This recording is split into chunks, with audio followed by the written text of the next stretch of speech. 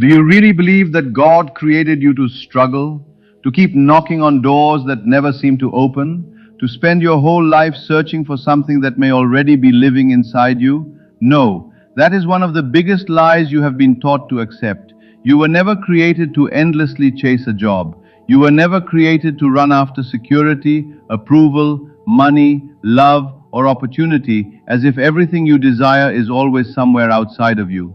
The moment you constantly search, you begin telling yourself that what you want is missing. And when you repeatedly accept the feeling of lack, you continue building your attention around lack. God placed something powerful within you, the ability to believe, imagine, expect, and call forth a new experience. Yet you were trained to believe that struggle is the only path. Work harder, worry more, chase every opportunity, force every door. But stop and think for a moment. When has fear ever created peace? When has constant worry brought you closer to the life you desire? When has desperation made receiving easier? It has not. Because the real key was never frantic searching. The key was knowing. A person who truly believes they are secure does not wake up every morning convinced that everything is about to disappear. A person who knows they are loved does not spend every moment begging someone else to prove their worth. And someone who knows they are capable does not need to chase every opportunity from a place of panic. There is a completely different energy behind certainty, and this is where things begin to change. Stay with me, because this simple shift can completely change the way you see your life. God said, "Be still and know that I am God." Notice the instruction, be still, know, not panic, not beg, not live in fear, not constantly assume that everything is going wrong. Know. So if you have been desperately searching for work, pause for a moment. If you have been searching for security, pause. If you have been waiting for someone to make you feel worthy, pause. Instead of constantly looking outward, turn your attention inward. See yourself already standing in the reality you desire. Imagine having the answer. Feel the relief, feel the peace, feel the gratitude. Feel the quiet certainty of already possessing what you once believed was far away. Do not simply think about it for a few seconds and then return to fear. Let the feeling become familiar. Let the inner picture become stronger than the old assumption. And then watch what begins to change. Doors may appear where you never expected them. Conversations may happen at the right moment. New possibilities may cross your path. People may respond differently. Opportunities may come from directions you were not watching. Not because you forced life into submission, but because you stopped approaching life from the belief that everything was missing. God did not tell you to live your entire existence in desperation.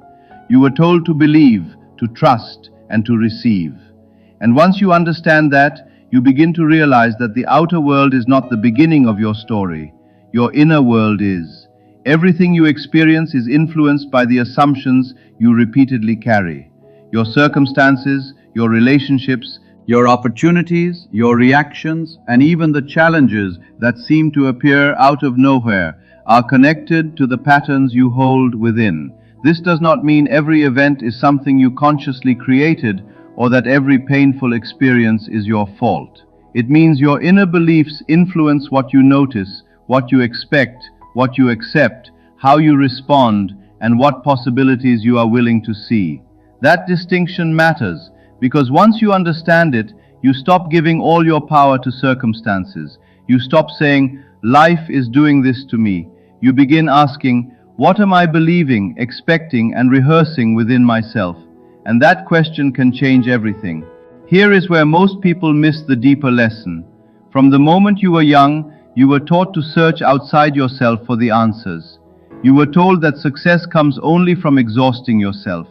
You were taught that love must come from another person before you can feel complete. You were taught that happiness is something you earn after reaching a certain destination, buying something expensive, receiving recognition, or finally becoming the person everyone approves of. You were trained to believe that the external world controls your emotional state. But what if that belief is incomplete? What if much of what you seek is already available within you as a state of mind, a feeling, an expectation, and a way of seeing yourself? What if the outer world is not the source of your identity, but a reflection of the identity you repeatedly carry? Think about a mirror. A mirror does not argue with your reflection. It simply shows you what is standing before it. In the same way, your life often reveals patterns connected to your deepest assumptions. If you constantly believe the world is against you, your attention becomes trained to find proof of rejection, betrayal, failure, and unfairness. You begin noticing every closed door while overlooking the doors that are still open. You remember the person who ignored you, but forget the people who supported you. You focus on the setback and dismiss the progress. And slowly, the world appears to become exactly what you expected it to be. But wait, because this is where the transformation begins. If your inner assumptions can shape what you notice and how you respond, then changing those assumptions can create a completely different experience of life. Instead of waking up expecting disappointment, you can begin expecting possibility. Instead of seeing every delay as rejection, you can learn to see it as a moment that does not define your future. Instead of constantly telling yourself, "I never have enough," You can begin practicing the feeling of sufficiency. Instead of asking, "Why does nothing ever work for me?" you can ask, "What would I believe if I knew things were beginning to work in my favor?" That question shifts your attention. It changes your emotional posture. And sometimes, changing your inner posture is the first step toward changing your outer direction. So do not underestimate the quiet moments when nobody else can see what is happening inside you. That is where your assumptions are being repeated. That is where your expectations are being formed. That is where your next decision is often born. The world may tell you to chase harder, panic faster, and force everything into place. But you can choose something different. You can act when action is required without carrying the belief that you are powerless. You can search for employment while refusing to define yourself as someone who is unwanted. You can build your future without constantly fearing that your future will collapse. You can take practical steps while maintaining an inner sense of trust. Faith does not require you to become passive. It asks you to stop confusing desperation with action. There is a difference between moving forward with confidence and running because you are terrified that you will never receive what you need. One creates movement, the other creates exhaustion. So breathe, slow down for a moment. Look at the story you have been telling yourself about your life. Is it a story of constant shortage? Is it a story where you always have to prove yourself? Is it a story where everyone else gets the opportunity and you are always left behind? If so, do not condemn yourself. You can change the story. You can choose a new assumption. You can begin seeing yourself as someone who is supported, capable, worthy, prepared, and open to receiving good things. And as that identity becomes more natural, your decisions begin to change. Your posture changes. Your conversations change. Your standards change. The opportunities you recognize can change. The people you allow close to you can change. The way you respond to setbacks can change. This is why the inner world matters so much. It is not about pretending that problems do not exist. It is about refusing to let problems become your identity. A closed door can be a closed door without becoming proof that you are cursed. A difficult season can be difficult without becoming a prophecy about your entire future. A rejection can hurt without becoming evidence that you are unworthy. This is the freedom you begin to discover when you stop allowing external circumstances to decide who you are. Your present situation may describe where you are today, but it does not have to define where you are going. And perhaps the most important shift is this: stop waiting for the outer world to give you permission to feel the way you want to feel.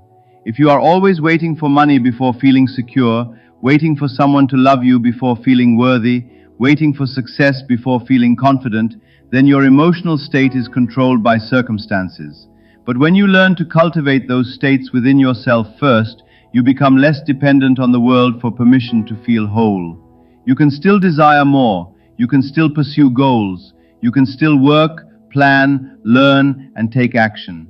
But you no longer do those things from the belief that you are incomplete. You do them because you are already becoming the person who can carry what you desire. And that is a powerful difference. So the next time you catch yourself desperately searching, stop for a second.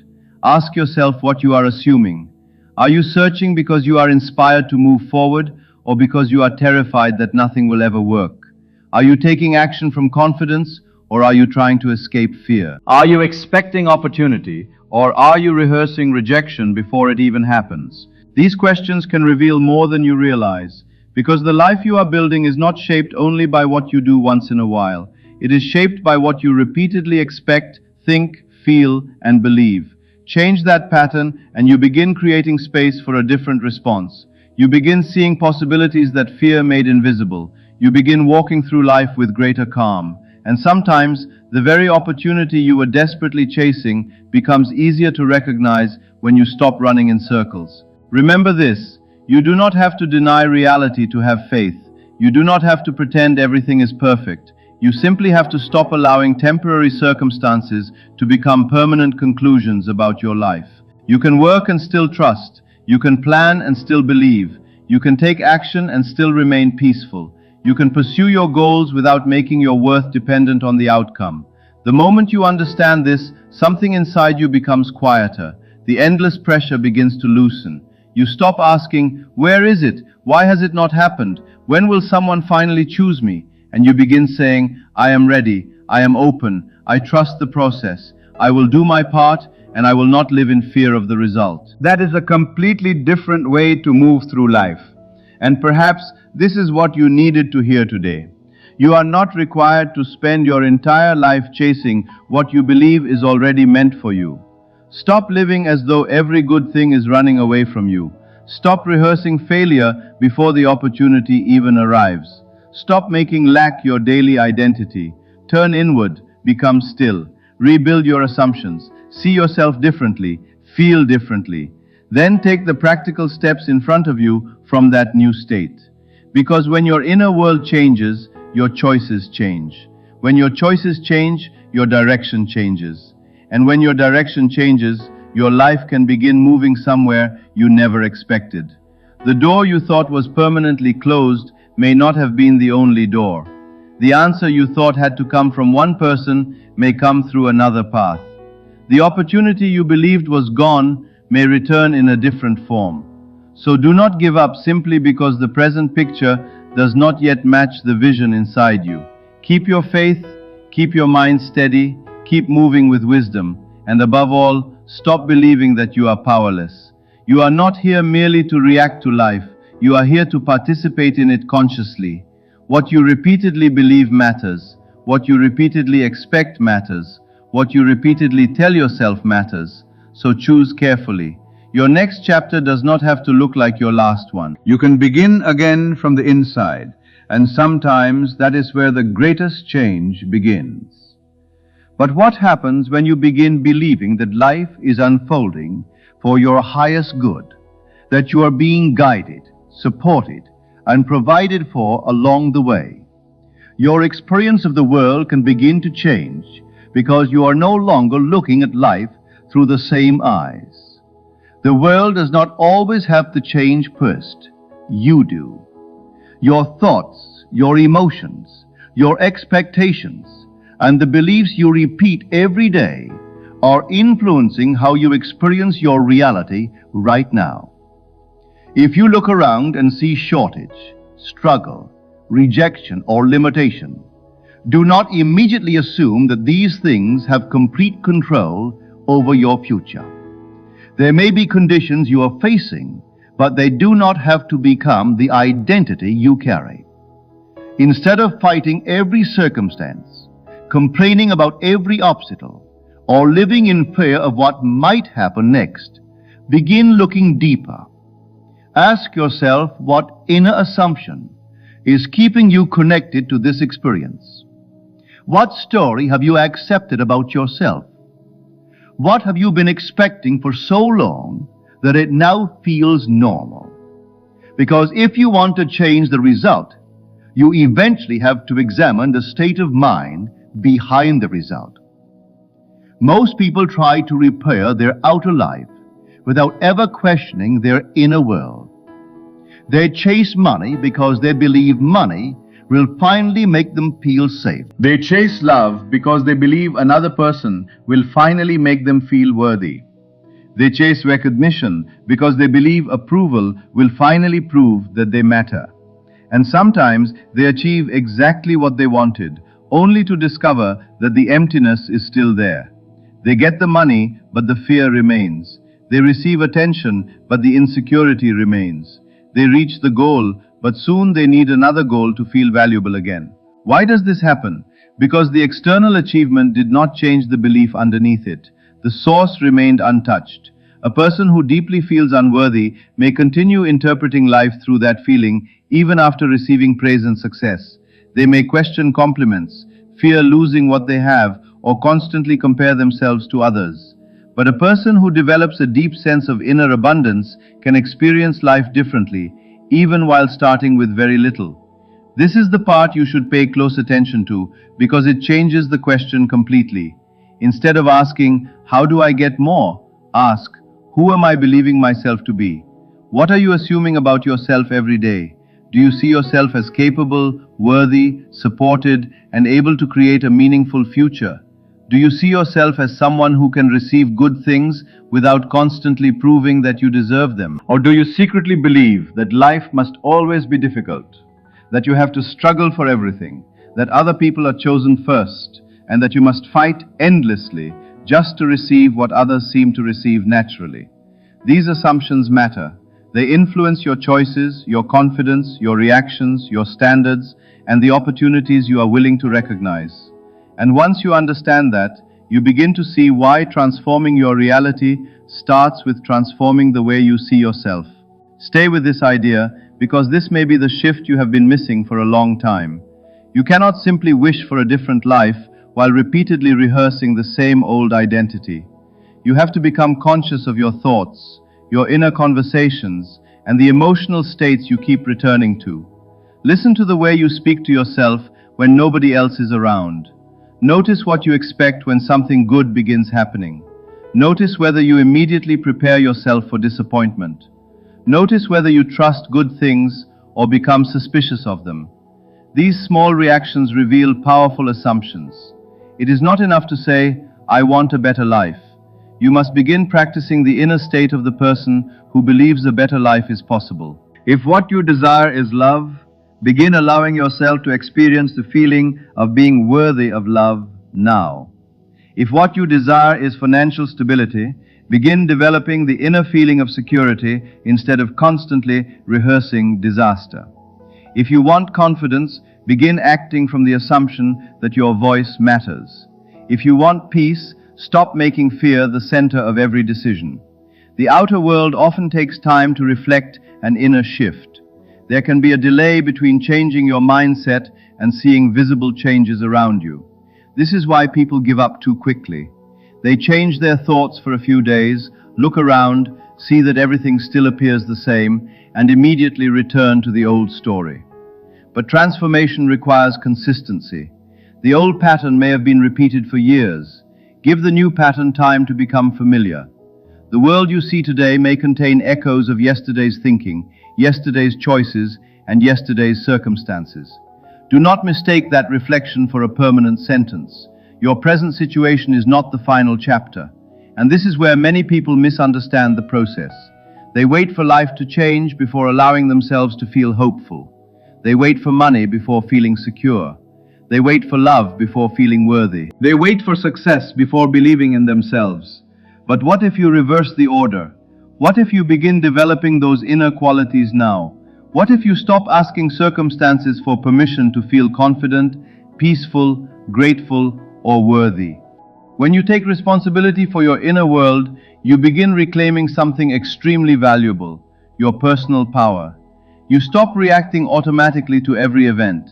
You pause. You choose. You respond with intention. You no longer need every opportunity to prove that you are valuable. You no longer need every person to approve of you before you can trust yourself.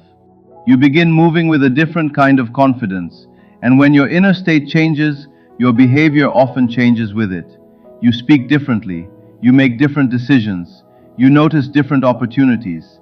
You stop accepting situations that once felt normal. You become willing to walk away from what does not match the person you are becoming. That is real transformation. The external world is important, but it does not have to become your master. Circumstances can influence you, but they do not have to define you. Your environment can challenge you, but it does not have to decide your identity.